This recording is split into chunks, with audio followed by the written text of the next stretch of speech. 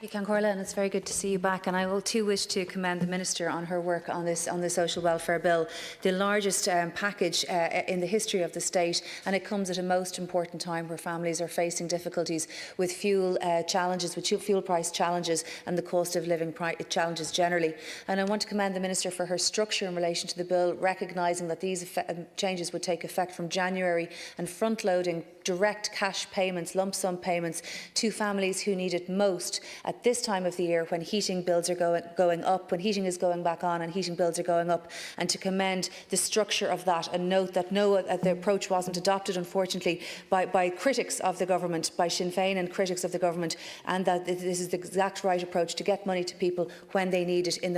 through the mechanisms that are there. I want to particularly compliment the Minister for her focus on working families, an exceptionally important group who are between the changes to tax in the finance bill and the extension of the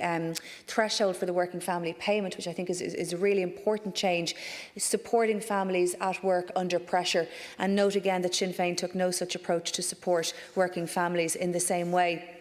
which is so disappointing because it's something that I think should be supported right across the House. And the Minister is aware of the number of times I've raised with her the changes that we wanted to see to the domiciliary care allowance in terms of its extension, and thank the Minister again for her work on that. And note also that she's managed to introduce the first increase since 2009, bringing it up to $330 a month. And again, that comes on the back of last year's good progress in relation to carers, where there was the first really significant extension to the income thresholds for that and the savings disregard for that for 14 years. And these are exactly the sort of values that I want to see reflected in this House: support for carers and families who need it most, with a child or an elderly person who needs extra care, a child with a disability, people who have, I met one lady in Shankill last week who has given up her working life and for a different life caring for her child, who is afraid that the increases to the carers will go someday, and that is her big worry keeping her awake at night. And I tried to explain to her the approach in Fine Gael and your approach about extending and protecting eligibility, and protecting people in that group.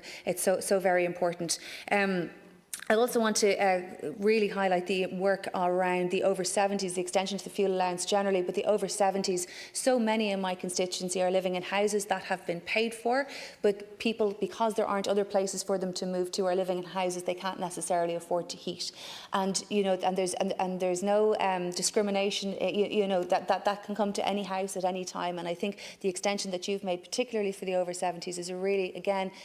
important statement of values for those whom we will not let get cold this winter, or indeed any winter. I think these are really important changes that you've introduced, and I commend your work on it and your constant focus on eradicating poverty and devoting resources to those who genuinely need it most.